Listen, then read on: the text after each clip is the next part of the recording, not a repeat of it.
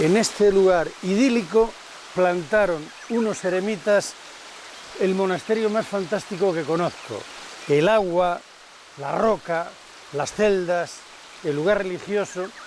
Esto era el claustro del monasterio. ¿En qué época estamos? Al principio de la Reconquista, siglo IX, siglo VIII, siglo X. Ellos fueron los primeros pobladores de la zona una vez que se fueron los musulmanes. Estamos justo al lado del Ebro, a 50 metros.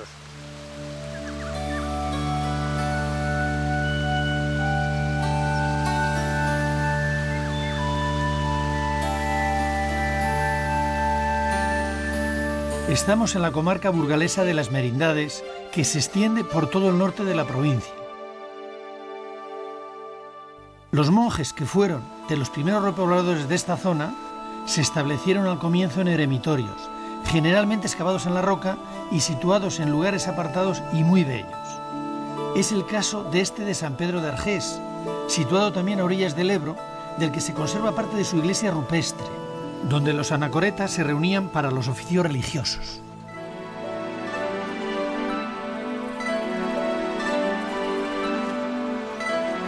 Los eremitas buscaban lugares apartados donde retirarse para dedicarse a la oración. Ellos fueron los primeros que volvieron a habitar estas desiertas tierras burgalesas, deshabitadas después de que los musulmanes se replegaran hacia el sur en busca de zonas más favorables para el cultivo. Esta es la razón por la que en esta comarca de las Merindades hay tanta abundancia de eremitorios, iglesias rupestres y necrópolis excavadas en la roca.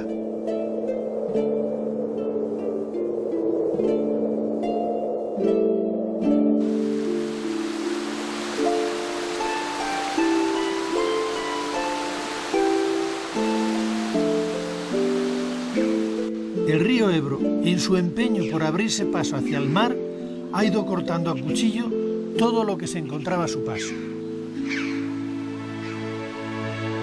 Con el paso de los siglos ha ido modelando un paisaje verdaderamente excepcional, donde los desfiladeros, las gargantas y los cañones se suceden a lo largo de los 150 kilómetros que recorren sus aguas a su paso por Burgos. Esta excepcional configuración geográfica ha conformado en la margen izquierda del río un territorio que es una auténtica fortaleza, con foso incluido, y que prácticamente coincide con la comarca de las Merindades. Aquí fue donde surgió la primitiva Castilla.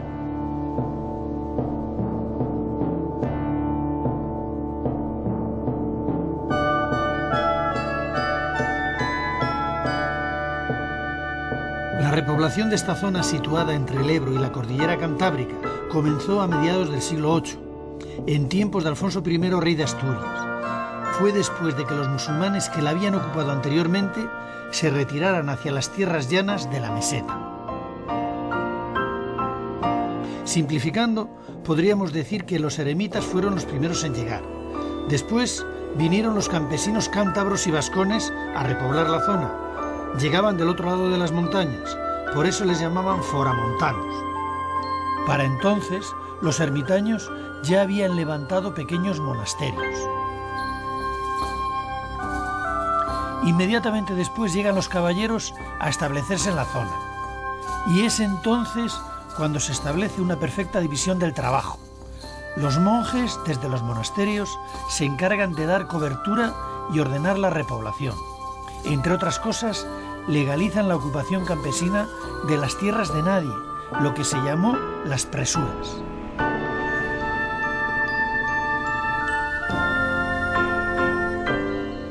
Por su parte, los caballeros, que manejan la espada y proporcionan la seguridad a los habitantes, se establecen generalmente en los altos y erigen allí sus fortalezas. Desde lo alto vigilan los caminos y defienden a quienes trabajan en el llano. Esto que ven a mis pies es el desfiladero de la Horadada, por el que discurre el Ebro. Era el paso natural entre las Merindades y la meseta. Para los cristianos que vivían en los valles de las montañas de la cordillera Cantábrica y de la gran explanada del Alto Ebro, era fundamental controlar los pasos hacia la meseta donde dominaban los musulmanes. Por eso situaban como en este caso, una fortaleza defensiva, la fortaleza de Tedeja, para evitar las incursiones y las razias que hacían los musulmanes que dominaban las tierras llanas.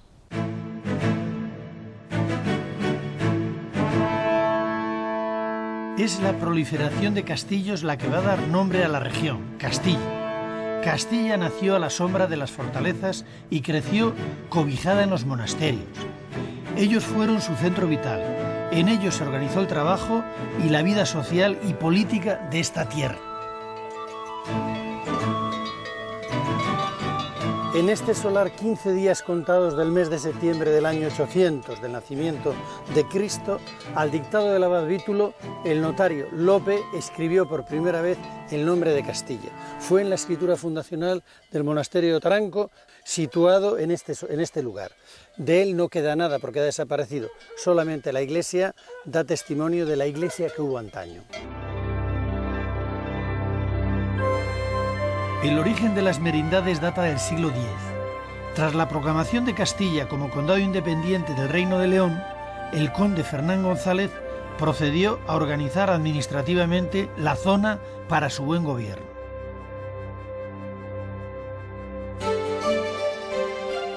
Castela-Bétula, Castilla la Vieja, la comarca más alta de su naciente estado, fue dividida en 7 merindades. Cada merindad era un territorio tutelado por un noble, el merino, que en nombre del rey gobernaba y ejercía la justicia.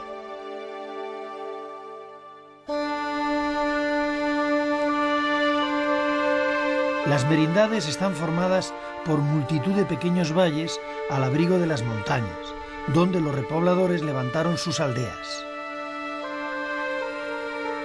De las construcciones edificadas en los siglos XI y XII, todavía se conservan más de 150 testimonios románicos.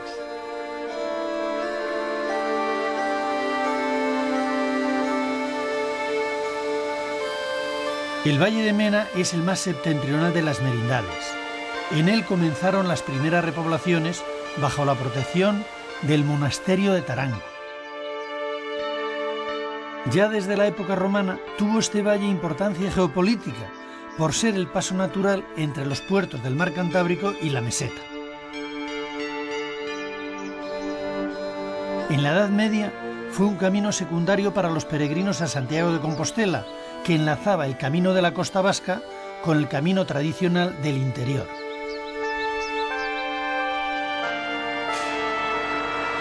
En Vallejo de Mena se alza una de las mejores iglesias románicas del valle, la de San Lorenzo, que perteneció a la Orden de San Juan de Jerusalén.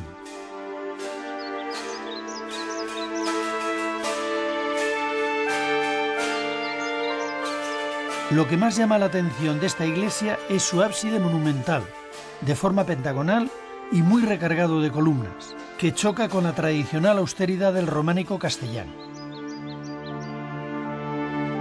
Esta iglesia se construyó en 2 fases. En la primera se levantó el ábside y en la segunda la nave. Quizás lo que sucedió es que se vieron en la necesidad de sustituir el ambicioso proyecto original por otro más asequible para sus posibilidades.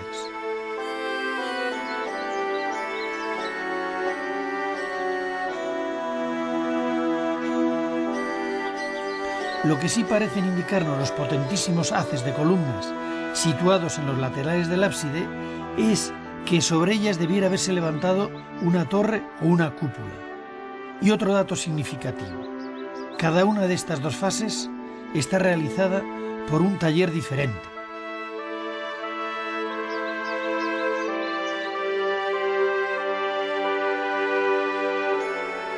En las esculturas llama la atención la presencia de numerosos peregrinos.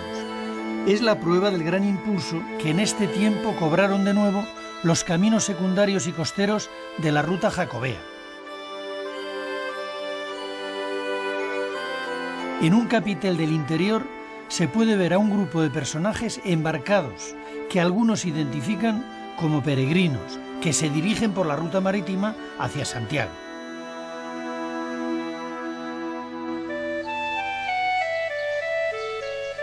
Cerca de Vallejo está Siones, donde se encuentra muy bien conservado el otro gran edificio románico del Valle de Mena.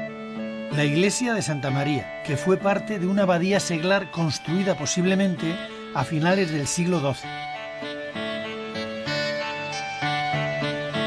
En los ábsides aparece una serie de figuras enigmáticas o burlonas. Esta extraña iconografía resulta sorprendente e insólita.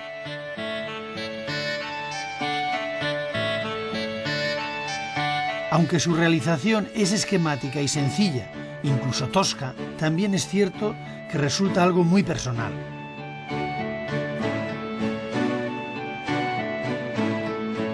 Parece que estas figuras fueron realizadas por unos canteros que extendieron su área de trabajo por las iglesias del norte de Burgos, entre ellas la de Vallejo de Mena que hemos visto anteriormente. En el interior de la iglesia de Santa María, lo más original del edificio son el presbiterio y dos pequeñas capillas situadas a los lados del falso crucero. En estas capillas hay dos relieves que tienen al diablo como protagonista. Uno representa a Santa Juliana luchando con el demonio y tirándole de los pelos.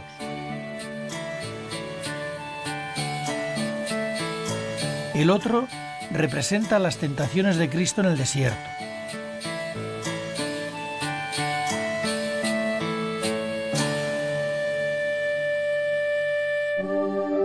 Esta es la iglesia de la pequeña aldea de El Vigo. No es románica, pero tiene uno de los tímpanos más interesantes de la comarca de las Merindades.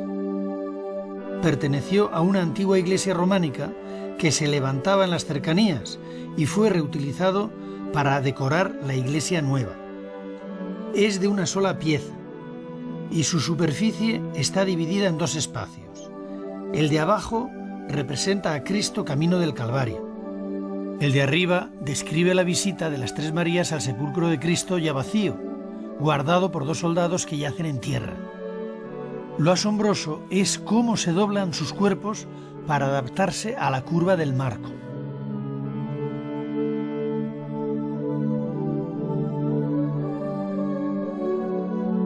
Esta es la tapa del sarcófago de Vivanco, una de las joyas románicas del Valle de Mena, que perteneció a una iglesia románica que ya no existe.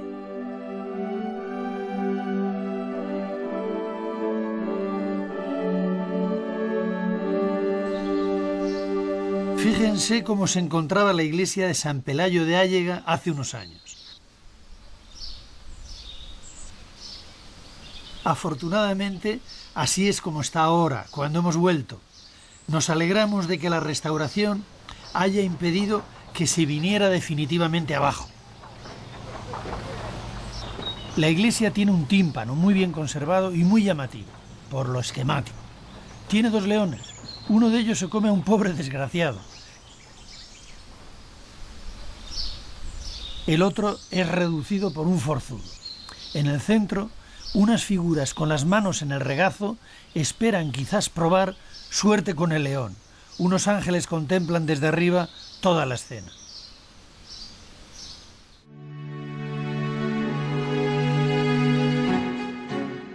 Este es el desfiladero de los Ocinos, la entrada natural desde el norte al valle de Valdivielso, al sur de las Merindades. Por aquí discurría uno de los caminos medievales con mayor historia y tradición de toda Castilla, el Camino del Pescado. Se llamaba así porque era la ruta por la que llegaba a la meseta castellana el pescado de los puertos del Cantábrico. El pescado era transportado a lomos de mulas, en serones llenos de nieve. Todavía se conservan algo más de 2 kilómetros de su calzada, la que parte del pueblo del Almiñé y sube al puerto de la Mazorra. No se sabe si el origen de este camino es romano o medieval.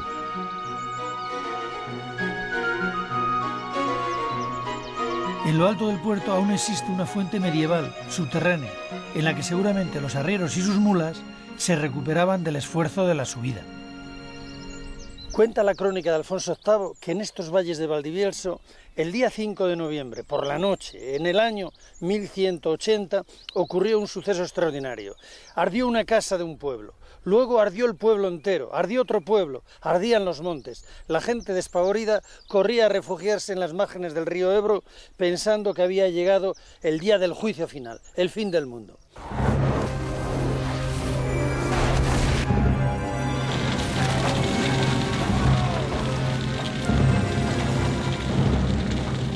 Ocurrió sencillamente que con toda probabilidad que había caído una lluvia de meteoritos. Parece ser que el fuego tardó 8 días en apagarse. De ser cierta esta catástrofe, es muy probable que gran parte de las construcciones existentes desaparecieran. Esta iglesia debió de ser una de las que sobrevivió al gran incendio. Junto a ella estaba uno de los monasterios más antiguos de las Merindades, el de San Pedro de Tejada. Se fundó en el siglo IX y seguramente fue el encargado de repoblar el valle de Valdivielso.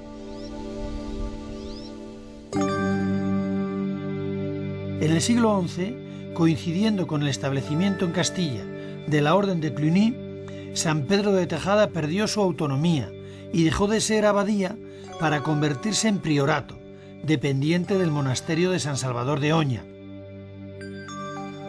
El monasterio benedictino de Oña fue durante el siglo XI el poder eclesiástico monacal más importante de Castilla.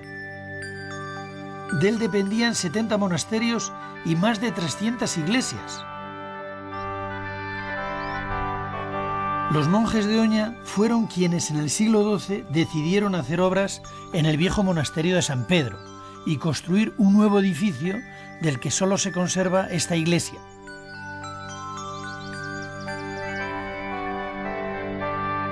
La iglesia de San Pedro de Tejada es uno de los edificios más significativos de las Merindades. Su modelo fue copiado por otros talleres en construcciones posteriores. Lo que más llama la atención a primera vista es la ubicación y el tamaño de la torre campanario. Está situada sobre un falso crucero y a ella se accede por una escalera de caracol dentro de la torre circular de la fachada sur. Pero lo que ha hecho que esta iglesia sea una de las más conocidas dentro del románico español es su abundante escultura, de una gran riqueza iconográfica, repartida por toda la iglesia. Incluye temas bíblicos, figuras eclesiásticas, monjes, abades, obispos y figuras profanas. De hecho, hay un magnífico canecillo con un cantero con su maza al hombro. También se representan animales, vegetales y hasta escenas eróticas. Es el caso de una pareja de exhibicionistas, un hombre y una mujer, que muestran procazmente sus órganos sexuales.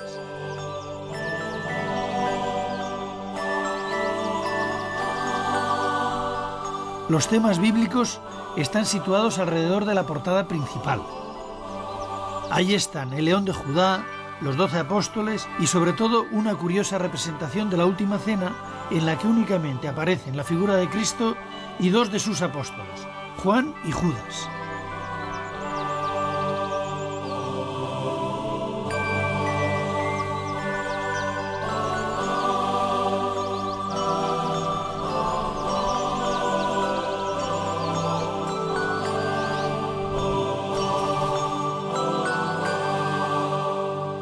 Esta iglesia de San Pedro de Tejada también tiene su leyenda. Cuenta esta que hubo una gran peste hace muchos años y los monjes caritativos bajaban al pueblo a atender a los pestilentes y uno tras otro se fueron contagiando.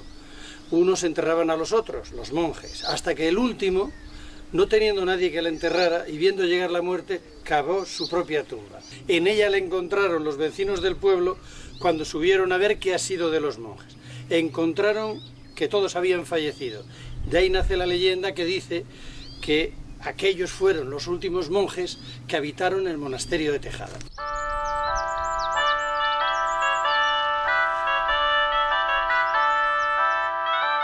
La iglesia de una sola nave tiene en el crucero una magnífica cúpula de piedra de toba. Esta es una piedra volcánica, muy porosa, pero dura y muy ligera, que permitió al maestro que dirigió esta obra levantar la espléndida torre cuadrada que hemos visto.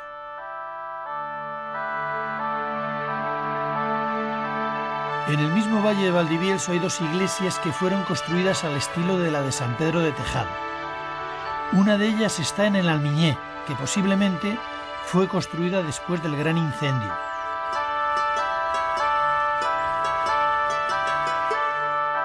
La otra está en Valdenoceda, emplazada junto a la torre medieval de los Velasco, y fue levantada en la misma época, último cuarto del siglo XII, por el mismo taller.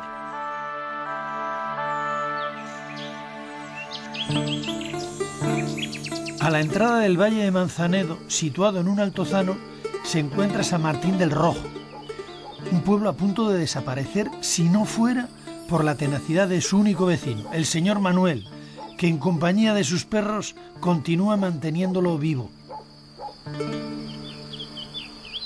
Su única iglesia es un ejemplo de la belleza, la sencillez y la auténtica expresión del románico rural.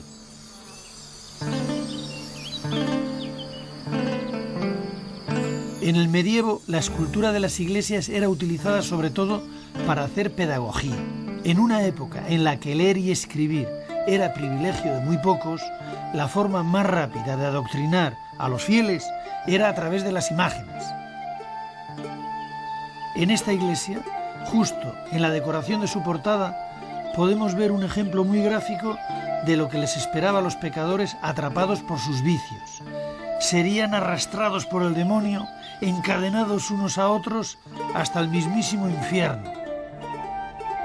Estaba claro que entraban en el lugar idóneo para arrepentirse.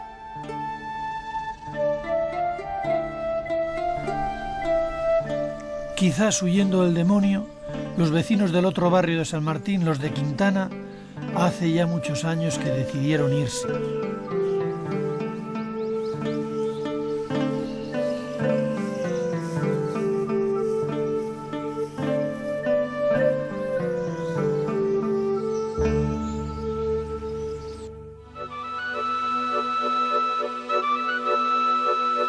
En el extremo occidental del valle de Manzanedo, ya muy cerca de la provincia de Palencia, está la iglesia de Crespos. Para sus vecinos es la más antigua de la provincia de Burgos, pero no tenemos datos que lo confirmen. Lo que sí sabemos es que ya existía en 1143. En el interior de esta pequeña iglesia llama la atención, entre los capiteles que la decoran, uno que representa la lujuria. Conserva la iglesia también una pila bautismal románica. Estamos en Butrera, en la merindad de Sotoscueva, y esta es la iglesia de Nuestra Señora de la Antigua. La construcción de este templo se hizo en dos fases. La primera, en que se levantó la cabecera de la iglesia, parece que fue realizada por el mismo taller que levantó las iglesias de Siones y Vallejo.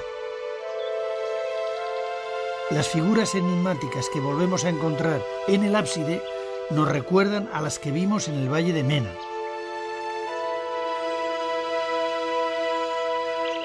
Es en la segunda fase cuando se construyó el resto de la iglesia, que tiene una planta muy cercana a la cruz griega, de ahí su gran volumen constructivo. Junto a la entrada hay un relieve reutilizado que no sabemos de dónde procede y que representa la escena del pecado original y la expulsión de Adán y Eva del paraíso. En el interior, empotrada en un muro, descubrimos una de las epifanías más bellas de todo el románico español. Como era frecuente en esta época, San José está representado en actitud adormilada y somnolienta.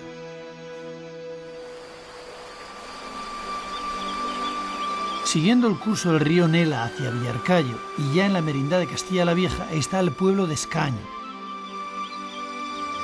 Para algunos especialistas en arte románico, esta es la iglesia más antigua de las merindades. Según ellos, se habría levantado también en dos fases. La primera, de finales del siglo XI, correspondería a las partes construidas con sillería de toba, la cabecera y la nave. En la segunda fase, un siglo después, se le añade la torre al estilo de la de San Pedro de Tejada.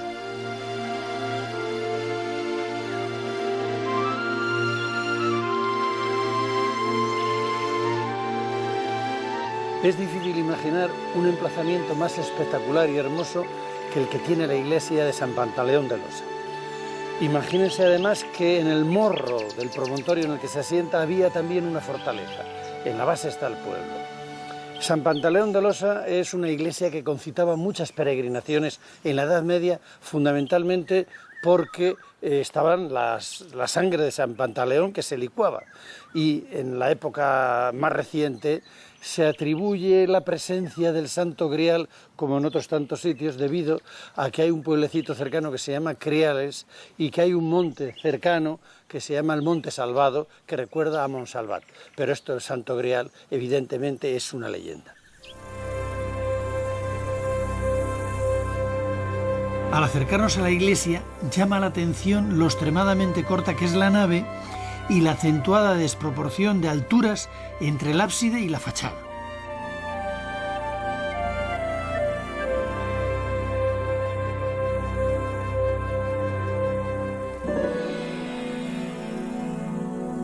En la portada destaca una estatua columna que parece estar guardando el templo. La otra columna está recorrida por un zigzag que parece un rayo. Es muy curiosa la decoración del bocel de una de las arquivoltas. Dentro de él están encerradas, como si estuvieran presas, una serie de figuras de las que solo se ven las cabezas y las piernas.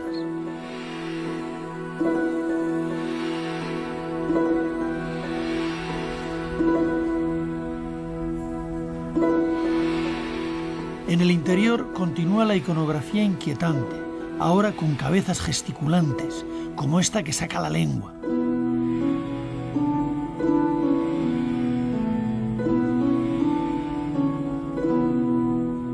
No cabe duda de que el emplazamiento y los temas escultóricos de su decoración han ayudado mucho a que desde siempre la iglesia de San Pantaleón fuera considerada un lugar esotérico.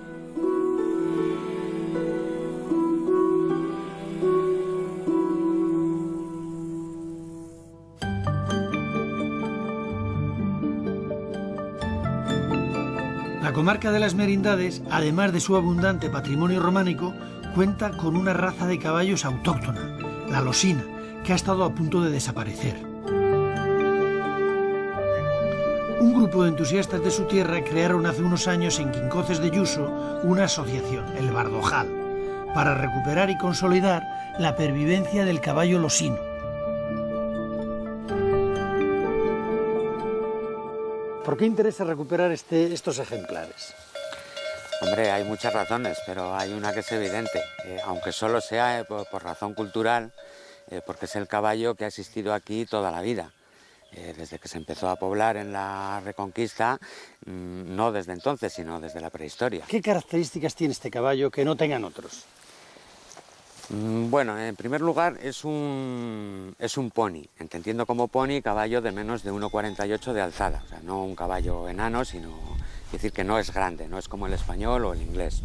Es un caballo, tienen de típico tanto el losino como todas las razas del norte, el potoca, el asturcón, su color, son siempre negros. Pueden tener manchas, una estrella, un lucero, pero la capa siempre es negra.